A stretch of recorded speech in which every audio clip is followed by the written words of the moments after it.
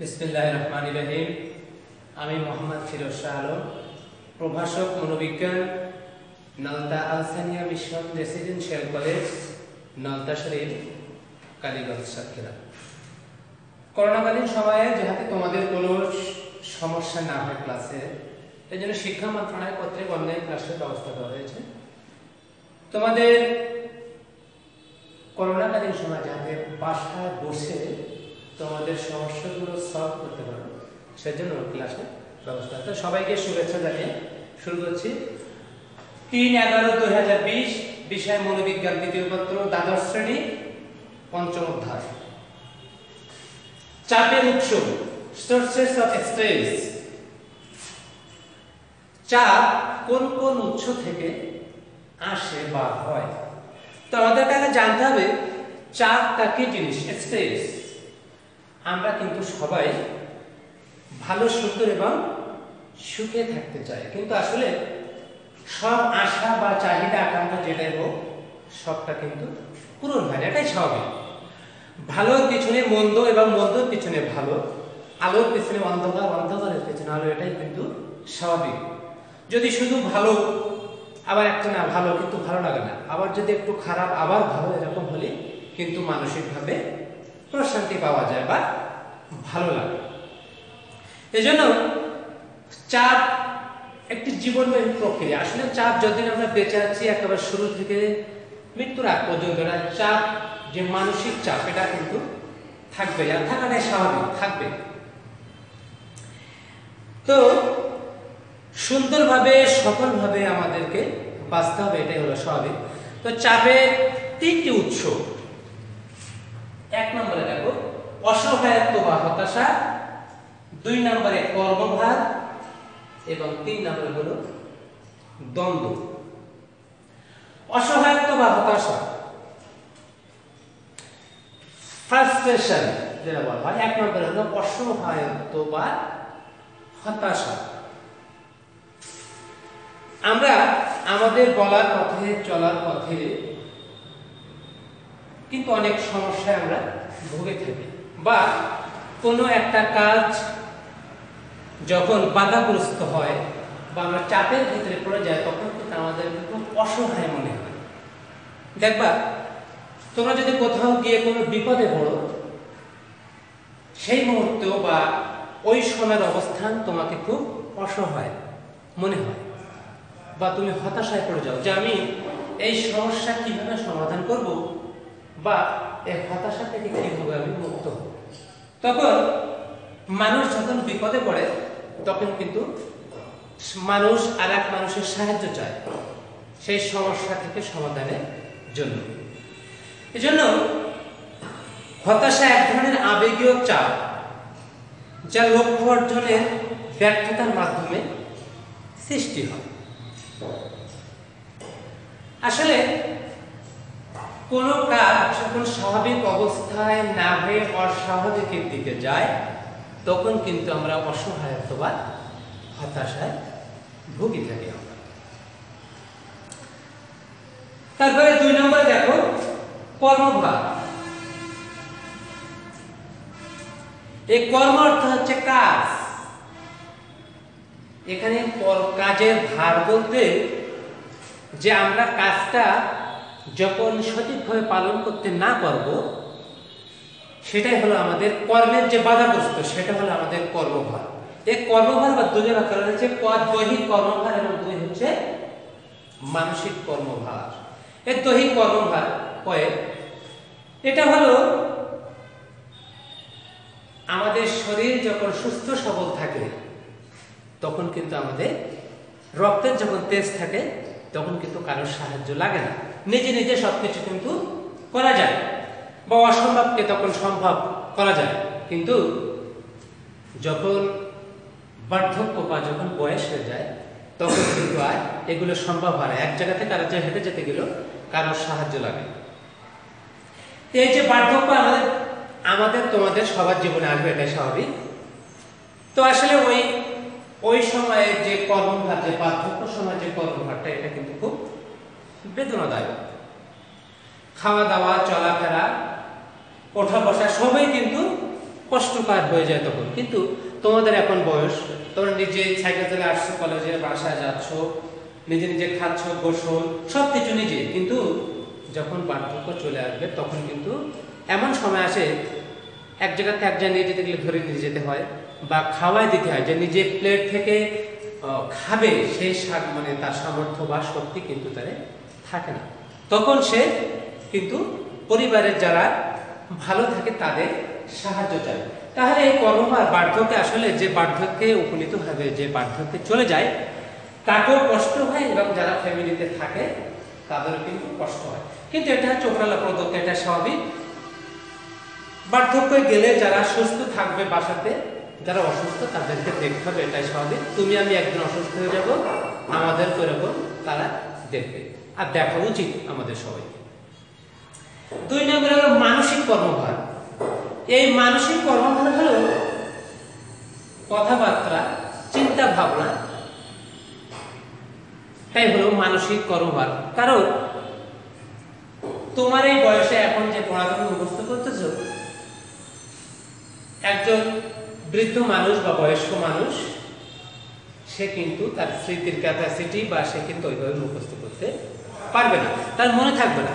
এই তোমার বলে গেল যে এটা করবো বা এটা খাবো, পরে তুমি বলবে আমি তো বলিনি, বা ভাত খাইছে কিন্তু পরে বলবে যে আমি খাইনি। এটাই আসলে বাস্তবতা, এটাই হচ্ছে স্বাভাবিক। তো এই যে মানসিক যে কর্মভার, এটা আসলে স্মৃতিশক্তি বা কথাবার্তা কিন্তু সবসময় কিন্তু একরকম থাকে না, এটা হচ্ছে স্বাভাবিক। কারণ এই মানসিক কর্মভার, মানুষ কিন্তু একসঙ্গে বেদনা হয়ে যায়, বা তাকে একটা কিছু বলা হয় সে মনে করে রাখতে পারে না। তোমার আমার একটা কথা যেরকম মনে থাকে, যারা বার্ধক্যে আছে বা যারা বয়স্ক তাদের কিন্তু এগুলো মনে থাকবে না।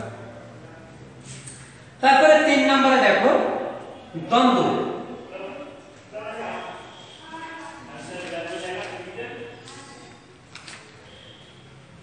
কনফ্লিক্ট।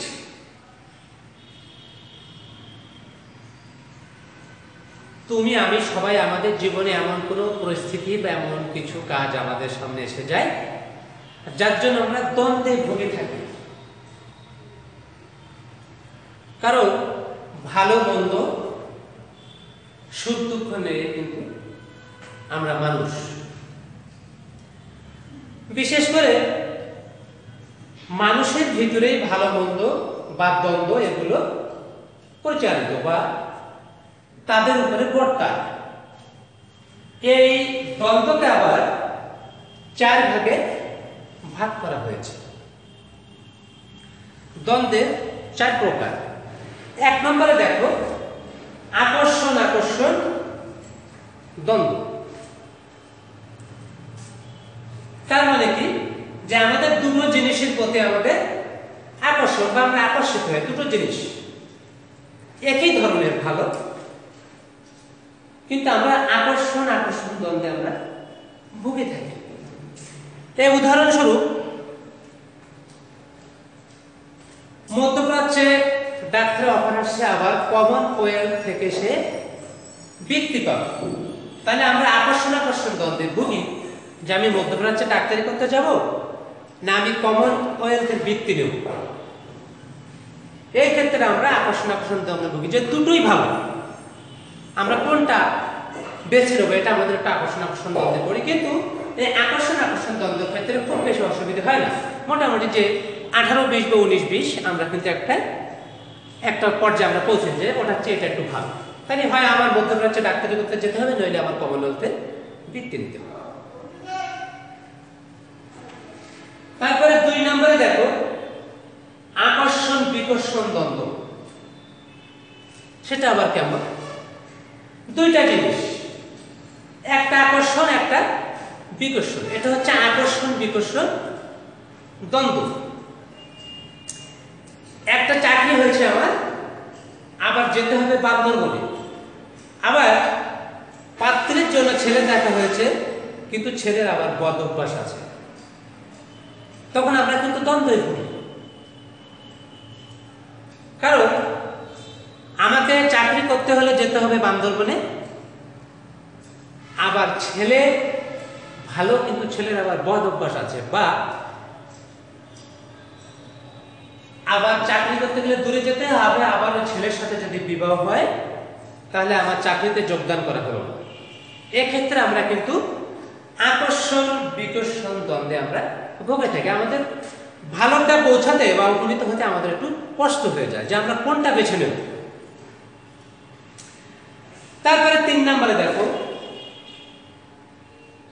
বিকর্ষণ বিকর্ষণ দ্বন্দ্ব। এটা কিন্তু আমাদেরকে খুব ঝামেলায় ফেলে দেয়। দুটোই বিকর্ষণ। আগে আমি বলছি আকর্ষণ আকর্ষণ, আর একটা বলছে আকর্ষণ বিকর্ষণ, আর এই দুইটা হচ্ছে বিকর্ষণ বিকর্ষণ, মানে দুটোই খারাপ। এরকম পরিস্থিতি কিন্তু তোমরা আমরা সবাই কিন্তু আমরা ভুগে থাকি। যেমন বাবা মা বাসায় থাকলে পড়ার জন্য মারধর করে বা বকাবকি করে, আবার যদি পড়াশোনা না করে স্কুলে যায় আবার স্যার পিটাবে। তাহলে কোন দিকে যাব? বাসায় থাকলে পড়াশোনা না করলে বাবা মা বকবে, আবার যদি পড়া মুখস্থ না হয়, পড়া করে স্কুলে না যায়, তাহলে স্যার আবার পিটাবে। এই ক্ষেত্রে আমরা খুব দ্বন্দ্বে ভুগি যে স্কুলে যাব, আবার না গেলে বাবা মা বকবে, আবার যদি স্কুলে যাই পড়া হবে না, স্যার পিটাবে। এই যে বিকর্ষণ বিকর্ষণ দ্বন্দ্ব, এটা কিন্তু আমরা অনেক সময় এটা ভুগে থাকি এবং এটা খুব আমাদেরকে খুব ব্যথা দেয় আমাদেরকে, বা আমরা খুব বেশি একটা দ্বন্দ্বে ভুগি, সবচেয়ে বিকর্ষণ বিকর্ষণ দ্বন্দ্বে। আবার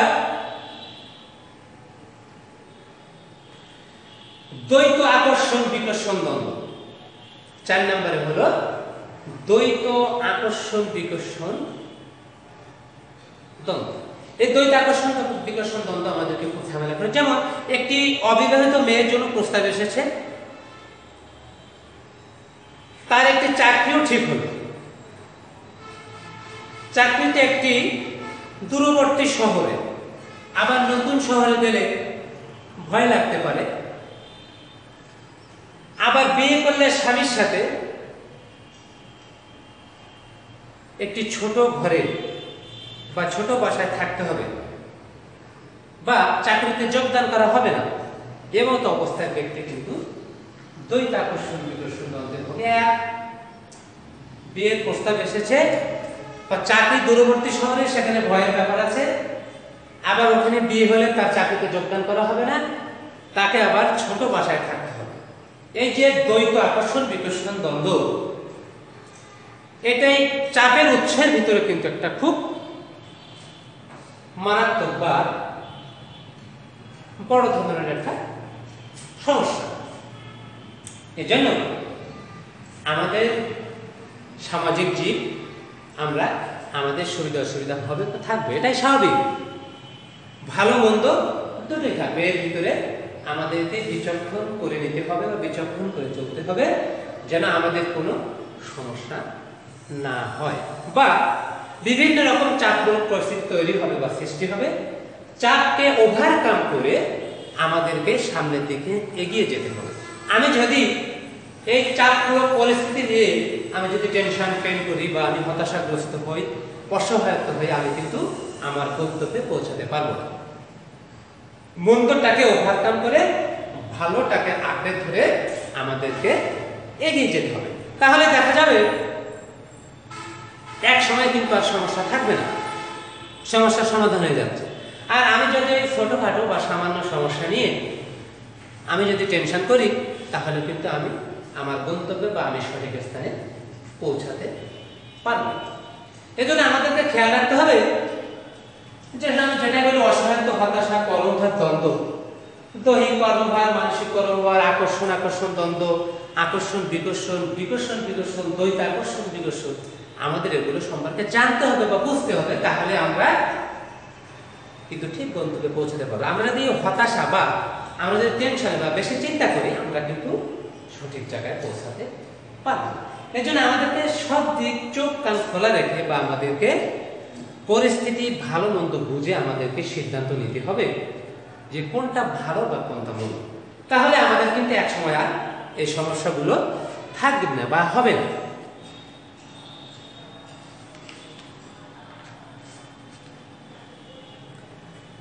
তা আসলে এই যে চাপ, এই চাপ মোকাবেলার উপায়, তাহলে আমাদেরকে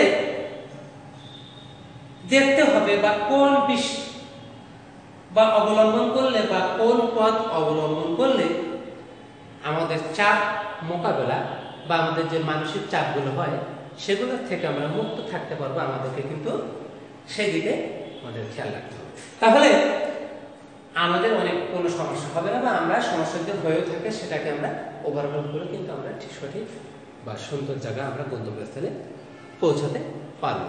তো তোমরা সুন্দরভাবে বাসায় এগুলো পড়াশোনা করবে বা দেখবে। আর আমরা শুধু ক্লাস নিয়েই যাচ্ছি অনলাইনে, তোমরা দেখবে না, তাহলে এটা কিন্তু আমাদের কোনো সমস্যা হবে না, কিন্তু তোমাদেরই সমস্যা হবে, যেহেতু এখন ক্লাস সেভাবে হচ্ছে না বা হবে না এখন বর্তমানে আপাতত।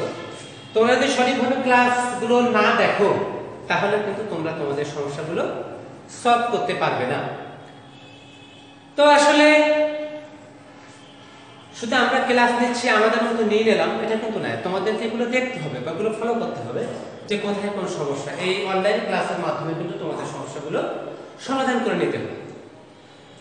তো তোমরা যেহেতু এখন করোনাকালীন সময়, তোমরা বিশেষ প্রয়োজন এবং খুব গুরুত্বপূর্ণ কোনো প্রয়োজন ছাড়া তোমরা বাড়ির বাইরে আসবে না এবং সামাজিক দূরত্ব বজায় রাখতে হবে। বিশেষ করে যদি কোনো বিশেষ কারণে বাইরে আসতেও হয়, মাস্ক ছাড়া কিন্তু তোমরা বাইরে আসবে না এবং সামাজিক দূরত্ব বজায় রাখলে দেখবা করোনা থেকে ইনশাআল্লাহ আমরা মুক্ত থাকতে পারবো। আর যদি কোনো বিশেষ প্রয়োজন না হয় তাহলে আমাদের বাসার বাইরে না আসাই সবচেয়ে ভালো।